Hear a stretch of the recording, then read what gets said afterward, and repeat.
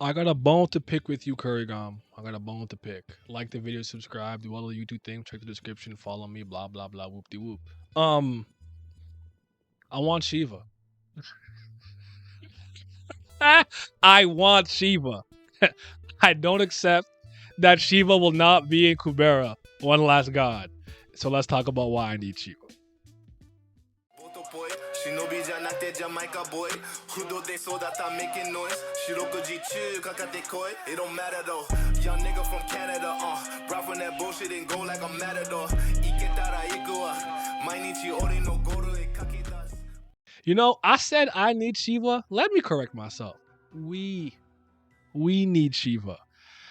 I will not pretend that I am extremely adept and I understand Hindu mythology as well as I do something like North Japanese or Greek mythology, but I know a lot about Shiva and how integral Shiva is to that mythology, and I just to the point where, like if I could see attack names and certain items from in other like narratives, whether it's a game, a show, movie, book, where I'm like Shiva, you know, or ooh, Indra's like weapons. Like I know stuff like that. It's kind of like if you like see Zeus's bolt, or like Milnir, you know, like you could just kind of attach it to a certain god from a certain mythology.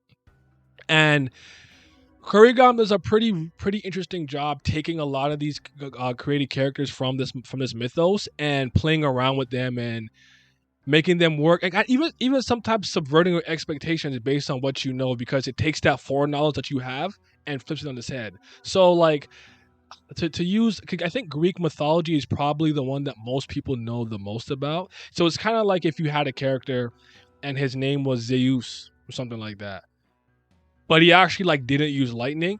It's almost like he used like the power of the dead, like his brother Hades' ability. You're like, oh, you and like maybe Hades had the thunderbolts.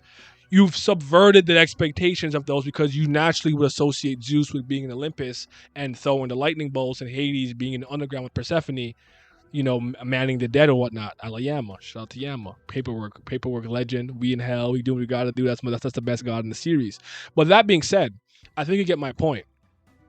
With all the other primordial gods having these integral roles in the story and being there, getting to see them with the Vishnu and Brahma and whatnot, I can't personally find, maybe just a blind spot I'm not seeing. Maybe just something you guys know in the community that I'm not privy to, so you can correct me on this. But I don't think there's a good reason for that. Like why?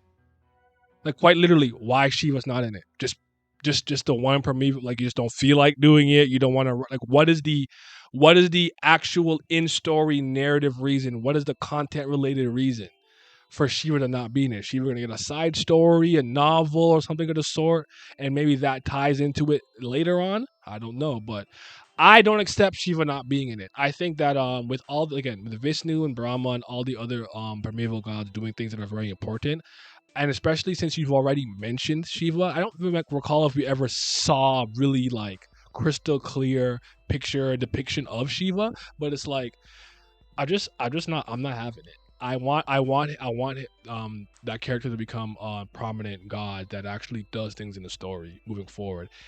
I'll even take one real proper integral moment where it's like this would not be a character you see a lot, but here is it. I don't even think I have an image. I don't even have a proper image of Shiva. Like we know what Kali looks like for the most part. Vishnu, we know for the most part. Vishnu's like eyes. You can't like properly perceive the color of his, like, I don't know if it's iris or pupil, whatever it's called. I don't remember the parts of the eye as well as I probably should remember them. And then the other ones, I forgot who I mentioned already. Brahma, bubblegum merchant, and stuff like that. So it's just like, again, what is the reason? Why are you holding back? I find that decision to be strange considering how competent of a writer she is. And as much as you could say maybe her artwork leaves a lot to be desired, I do think that she's improved artistically and is a good visual storyteller as well. So when I'm sitting here thinking about all the moves that these gods are making, the four Primeva gods that are truly active and doing things, oh, the ancient humans we might mess them up, reset, pop bubblegum, and whatever the case is. Vishnu doing timey-wimey things. Kali too. Kali just being a chaos merchant, so to speak. And like, just why? Just qu'est-ce que c'est la raison? I just don't accept this. I just don't. So I want to know what you guys think. If you can come up with a good reasoning for why Shiva probably shouldn't be in the story, I would like to hear it. But I literally racked my brain. I don't think I have a blind spot here. It's just like we're not doing it. Like I have. It's almost like to me like it comes across like I have enough here that works, and I have enough with these. I have my hands are already kind of like tied with dealing with these four primeval gods. Adding Shiva is a little too chaotic, but like again, if this was another writer, I'd understand. I'd be like, I don't trust you to do this. I trust Currygom to introduce Shiva and make Shiva an integral part of the story and do Shiva justice, even if Shiva's not a prominent character for years to come, for months to come, for many, many chapters. But maybe what you guys know is enough for you. Let me know what you think in the comments below. But yeah. Glam, I think Glam 2 is on the same page with me. We're not trying to see that. We want SHIVA.